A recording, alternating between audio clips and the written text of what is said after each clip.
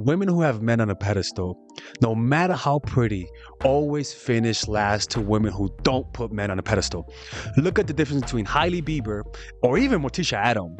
Even though she's fictional, one pedestalizes men and the other one is worshipped by her man. Men want to conquer you. They want to worship you. They want to feel like you're a challenge, but most women strip them of this natural challenge that men are wired for. So today we're going to show you how to reverse these dynamics and have men prioritize and worship you by dethroning them. And if you guys want to learn these strategies individually from Father Alex, you guys can book a one-on-one phone call with me, and there you'll be able to get a one-on-one consultation and tell me what your situation is, and I'll be able to help people. Yeah, that's right. So just click on the description down below where it says work with Father Alex, and I'll see you guys inside. Let's begin with the video. Let's go outside. When you prioritize men, they are the source of your happiness and unhappiness. You stop being your own source of positive emotion, and you start to depend on validation from men for your self-esteem, right? There's nothing wrong with from time to time being unhappy. The problem is that when you learn to never depend on yourself because you use men as your only source of regulating your emotion. When the only way for you to feel good about yourself is for somebody to validate you, that's a sign that you are not in the throne. That's a sign that you have prioritized men over your own well-being. Even if they do love you, the fact that you cannot make yourself happy, men just cannot respect that. The fact that you depend on them completely to regulate your emotions, guys just cannot respect that. You don't want that type of love, the type of love where the guy knows that you completely depend on them and that without them, you can't be happy. Because guys will just take advantage of that fact. What he has to sense is that he needs to work to seduce you. He needs to work to win you over. But the problem is that when you cannot find happiness from your own self, you give up your value too soon. You put no price on your value. You put no price on your presence. You put no price on the love that you give to them. So what you want to be able to do is make them earn your respect. Make them earn your time. Make them earn the honor that you give somebody that you love, rather than giving it away too quickly, right? You have to let them realize that being on the throne, and when I mean the throne, I mean he has proven himself to you. He has proven that he wants you. He has made the effort. He has removed any doubt that he wants you, and as a result, you put him on the throne. And as a result, you prioritize him. But you only do that when he earns it. This throne that you're putting him on is not unconditional.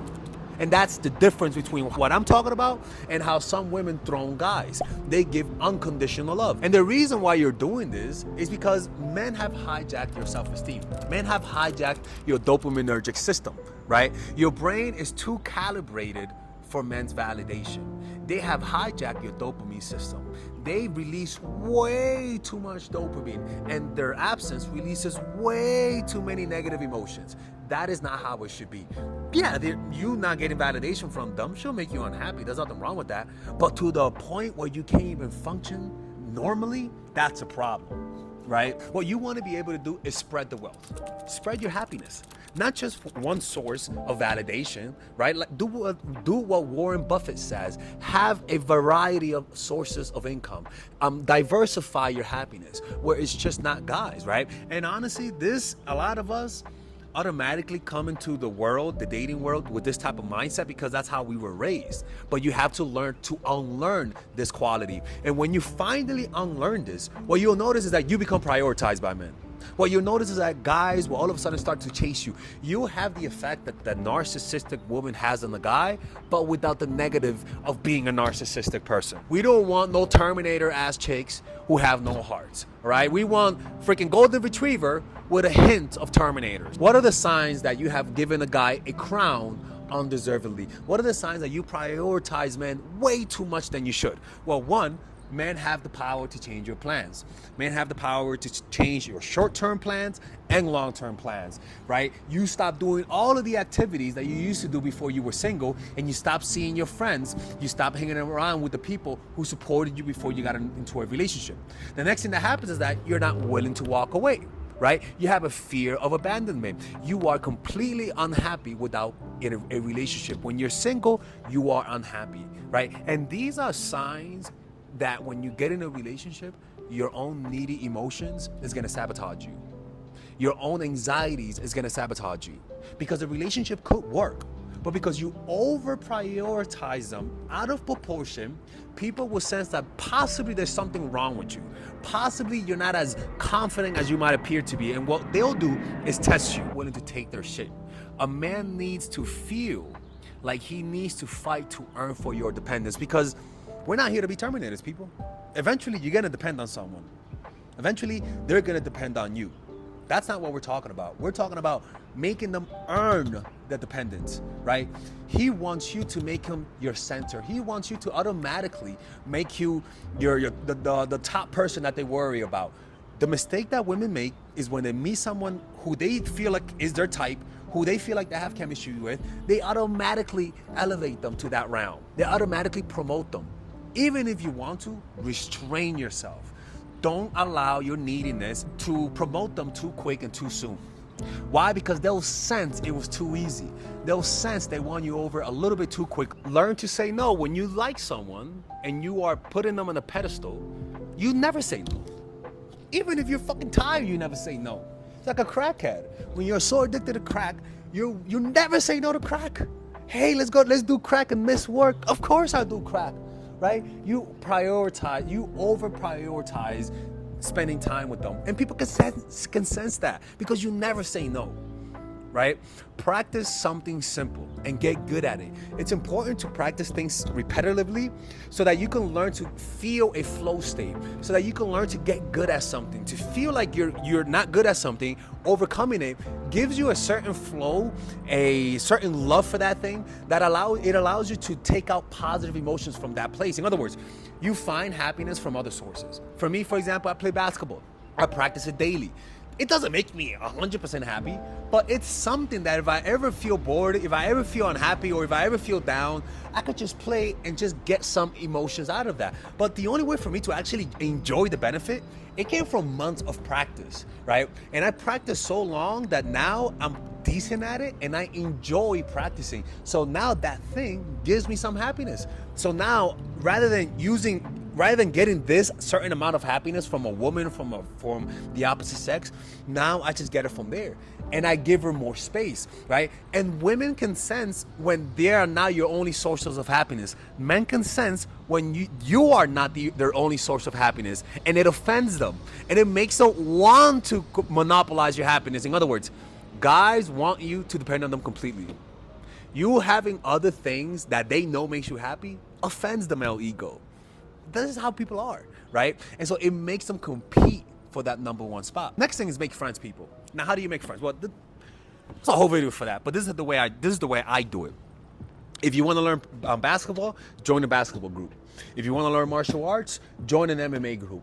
If you want to learn meditation, join a meditation group. If you want to learn art, join an art group. In other words, you make friends by seeing the things you want to learn and going to a group activity where they practice the thing you want to learn. And going there consistently over time, you make friends. And when you make friends around people, don't just lift weights by yourself. Join a fitness group, all right, with a bunch of white people running up the mountains, all right? So the next thing is reconnect with your family. That's right, people. Some of you people hate the family. Look, I'm not even gonna lie. Father Alex is not talking to some family members. I need to work on this, but it's true. When you don't talk to your family members, you naturally are more unhappy. And it makes you more susceptible to be manipulated by someone. In other words, people who join cults don't have family ties. People who join gangs don't have a lot of good families. People who are in toxic relationship have bad relationship with their families. The way you raise your self-esteem is to improve your relationship with your families, but sometimes you have crazy ass families. The next thing is having the standard to be willing to walk away. That is literally the most important part. I don't even know why I put it in the middle, but the willingness to walk away allows you to demonstrate your value, allows you to show them that, look, man, you're in the throne now, but if you keep fucking up, we're gonna create a coup, all right? We're gonna dethrone you if you keep fucking up. It's important that they know that this is a 4-year term, like Trump, right? Or like any president. This is not a kingship. This is not a monarchy. If you fuck up, we will dethrone you. I think the French did that. Every few years, they'll kill the king, because if they don't kill the king, the guy will turn tyrannical. And it's literally like having a term limit. Like, letting them know that there's a limit to your bullshit will cause them to behave better. But the problem is that We tend to have relationship like a monarchy, but it's forever. That no matter how many bad things you do, I'll still be there for you. Get the fuck out of here, man. The next thing is valuing your time, right? When the guy senses that you are completely prioritizing them undoubtedly without them earning it, what they'll notice is that you always say yes. Your time is completely available.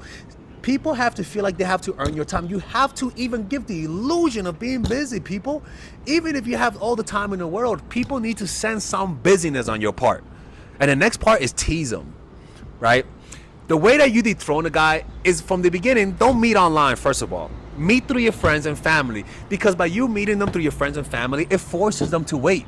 It forces them to have to wait to even ask you out on a date. It takes guys longer periods of time to know if you like them by just meeting them through your friends and family. Because when you meet them through your friends and family, he doesn't know if you like them. Even if you go out to get coffee, it's not a real date. But if you meet them through online, one, he knows you like them, and two, that first meetup is a date. You're on the clock, right? It's a lot easier for a guy. So the easiest way to tease a guy, to make him consistently chase after you, is to slow the process down. Slow how long he knows that slow down the process of him figuring out that you like him. Slow down the process of him getting to know you. Slow it down, and the easiest way is to know them through your friends and family, or through an activity like going to meditation groups, going to drawing groups, going to salsa groups, going to bachata groups, going to martial arts group, right? And this is how you do it, because by you expanding your activities and diversifying what you do and not just doing one thing your whole life, you dethrone them. All right? And if you guys want to learn how to apply these strategies in your life, purchase my courses, people.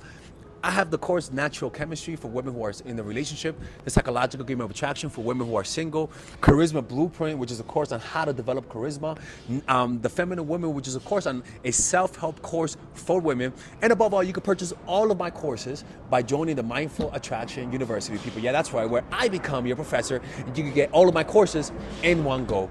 And if you guys want to work with me one-on-one, click on the description down below where it says Work with Father Alex, and I'll see you guys inside. Take care.